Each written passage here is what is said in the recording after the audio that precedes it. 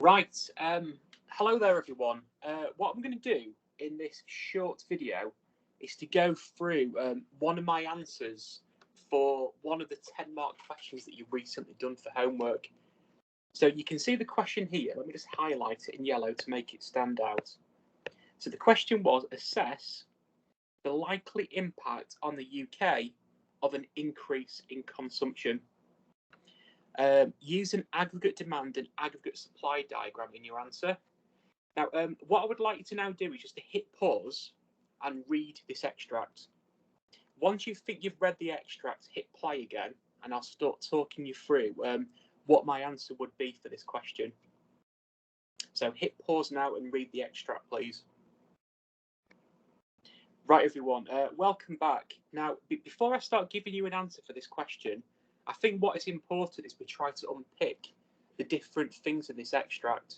So overall, the question is, assess the likely impact on the UK economy of an increase in consumption. So it'd be useful, first of all, to understand what consumption is. So remember that consumption is spending by UK households on consumer goods that have been produced in the UK economy. So spending by households on domestic goods and services. We can see from the extract that consumption has increased by £589 per person. And then these things in green that I've given below that would give you some of the different reasons why it's happened. So the first one, it says in the extract that people haven't yet adjusted for the growth in inflation rates. Now, think about what that means. Consumption is you buying lots of consumer goods across the economy. Now, if price levels increase, you might not respond to them growing prices originally. So you might maintain all your original consumption decisions. So you might not be buying any more goods, but because there's a growth in price levels, your spending on those goods have actually increased. So the quantity that you're buying has stayed the same, but you're spending more because you haven't really responded yet to them growing prices in the economy. The second one, it talks about low interest rates. So it talks about cheap credit, and that is leading to more people spending more money on things like credit cards. But it also talks about a significant increase in house prices of 5.1%. So that kind of links in with things like the wealth effect. So people feel more prosperous, so spend more money as well. So you've got a combination of these three different factors which could be fueling this growth in consumption. But in the extract, there are a few warning bells that are sort of coming up. And these are the things that I've tried to put in red on this slide. So first one, the Bank of England are questioning whether this growth in consumption is sustainable. So on the back of that, they are talking about there could be some future interest rate increases. So remember, when inflation starts to grow too high, the Bank of England will respond by using contractionary monetary policy. So they would raise interest rates to bring down aggregate demand. Well, that growth in interest rates could therefore lead to consumption falling into the longer term. What makes this even more of a concern is that it says in the extract that credit card lending has grown by 9.6%. Well, if credit card lending is what's fueling this growth in consumption, then what we're building up is a growth in household debt. Now, if interest rates increase, that could make the repayments on that debt go up. But further to that as well, at some point in the future, people have got to repay this credit card lending, and that could lead to problems for future consumption levels. It's also worth noting it does say in the extract there's been a slow growth in real incomes. So it does suggest this growth in consumption is not coming about because people are better off. It seems to be fueled by debt and people not really responding to this growth in inflation.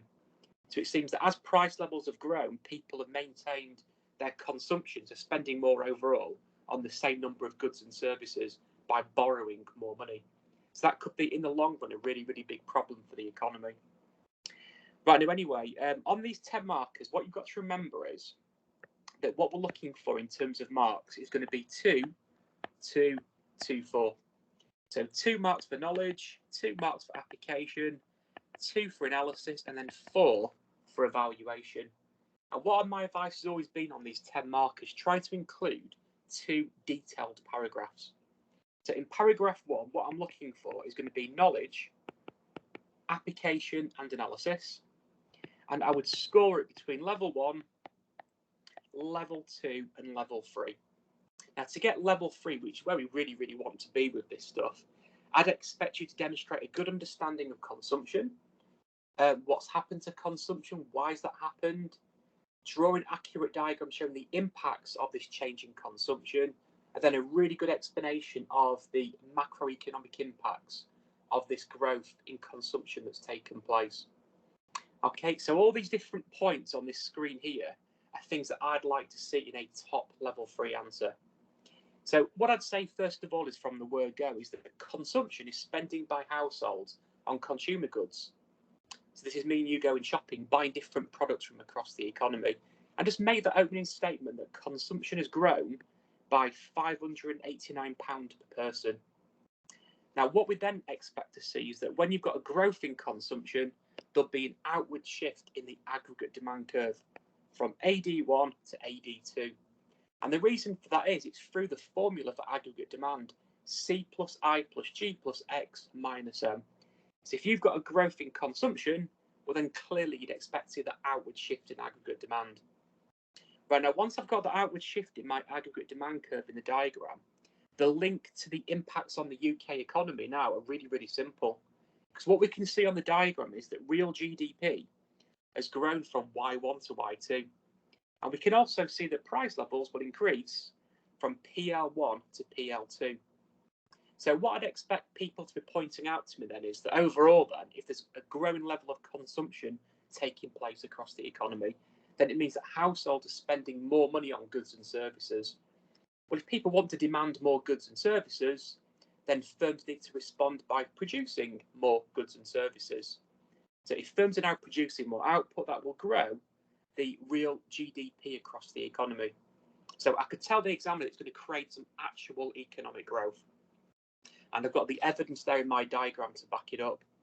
I could also talk about if there's a growth in output across the economy, then it will mean that there'll be a growing demand for workers, with the idea being that the demand for workers is derived from the demand for goods and services. So if people across the economy spend more money on UK goods and services, it will create more job opportunities. So employment will also increase. We can also include that it will be inflationary. So when you've got an outward shift in aggregate demand, it would create scarcity at the original price level of PL1 in the economy. So to clear markets, price levels will grow to PL2. It's going to create demand pull inflation. It's always good if you can sort of tell the examiner what type of inflation these different things could create. Now, the things in blue here are additional words that, top performing students will try to include. Reduce the cyclical unemployment. But remember what I mean, cyclical unemployment is what we call a demand deficient unemployment. But if you've got more consumption taking place across the economy, then it means that firms have to produce more output. That will raise the demand for workers. That could lead to growing wages potentially. I could link it to the wealth effect. We saw earlier on that part of this growth in consumption has been caused by lower interest rates, which is probably going to raise the demand for property, which is probably partly the reason why house prices have grown by 5.1%. So if people have got increased wealth, there'll be more consumption. I'm kind of now linking in why consumption's increased in my answer. I could link it to multiplier effects. I could say that if consumption is growing across the economy and then people start to gain more employment opportunities, it could lead to growing incomes. So I'm now linking in the circular flow diagram, which will lead to even more spending. And I could then show the examiner an additional outward shift in aggregate demand to show that impact of the multiplier effect. And of course, if it's creating economic growth, this will also create more confidence across the economy. This could lead to households increasing marginal propensities to consume, which could create further rounds of economic growth and employment, and of course more inflation as well. I could even be really clever and link it to animal spirits if I wanted to.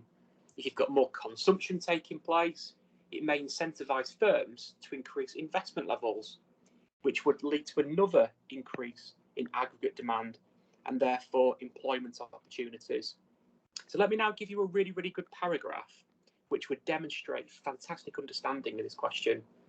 I could say, well, overall, remember this is for knowledge, application and analysis. trying to get top level 3 marks. I could say, well, overall, an increase in consumption by £589 per person would increase aggregate demand.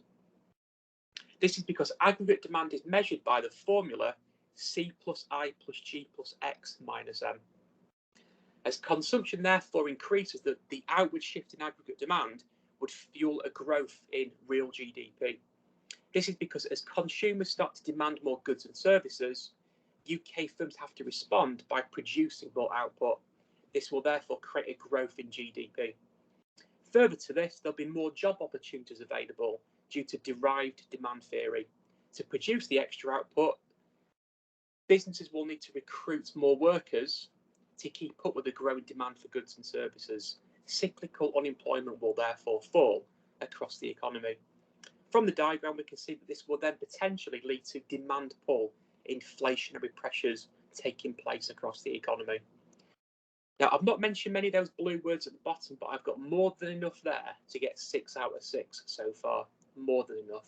So one really, really detailed paragraph is what we're looking for. I've linked my answer to my diagram, and I've now linked it back to how consumption would impact on the economy. So I want to point out one additional thing here as well. When it talks about impacts, it doesn't necessarily mean good or bad, it's just things that could happen. So try to avoid thinking about good and bad. Just tell the examiner what you think would happen. Right, for the evaluation, you've got to remember this will get you an additional 4 marks. So what I'll be looking for is one really well developed evaluative statement, ideally with a link back to the extract as well. Okay, so what I shouldn't be doing now is thinking, right, I've given some good impacts, now I'll talk about bad impacts. I've got to evaluate the impacts that I've given. So remember what I said. I said that overall, the impact of a growth in consumption would be an increase in GDP, employment, and demand pull inflation. I'm now going to think about to what extent will this growth in consumption have these impacts on the economy. Now, I'm going to make a really nice judgment here with the evidence presented from the extract. I'm going to say, well, in the short term, it will probably have a very significant impact on GDP because extra spending of £589 per household, well, that per person, I beg your pardon, is a significant contributor towards GDP, especially given that consumption is the biggest component of aggregate demand. But then I've got to start to evaluate it. I've got to give balance to my answer. And so, well, overall, in the long run, though, this increase in consumption is unlikely to persist. In the long run, it's possible that consumption may actually fall, which could actually reverse this increase in aggregate demand. And then I can give some reasons why. I could say from the extract, for example, the Bank of England questioned the sustainability of this growth in consumption. In other words, they're suggesting that it won't last. And think about why. If it is creating inflation, which it is from the diagram, then the Bank of England are likely to raise interest rates. Now, because a lot of this extra spending is taking place because of more borrowing, then it's unlikely that people will carry on borrowing to fuel extra consumption if it becomes more expensive to repay things like credit cards. Then I could simply link it into the fact that, people are borrowing to fuel extra consumption. Well, straight away, that is not sustainable. So in the long run, consumption may need to fall to reduce the level of household debt that is taking place. Now, if I wanted to put a nice paragraph in, then what I could say is this. Well, overall, however, let me start that one again. I could say, well, first of all, in the short term, this will have a very significant impact on GDP. This is because consumption is the main factor that influences aggregate demand in the UK economy. So a £589 extra spending per person will significantly increase aggregate demand. However, in the long run, this increase in aggregate demand is unlikely to persist. This is because this extra consumption is not sustainable. This extra consumption doesn't appear to be coming from growing real incomes, but from extra borrowing. People building up high credit card debts, and on top of this, the Bank of England are having to look at raising interest rates to tackle high inflation. This could therefore mean that the growth in consumption in the short run will potentially lower GDP and therefore consumption in the long run due to people having to repay growing debt levels. Now, there is one final thing that we could have included in this answer. We could have included our nice Phillips curve. Don't know how this rule has appeared, but let's try and get rid of it if we can.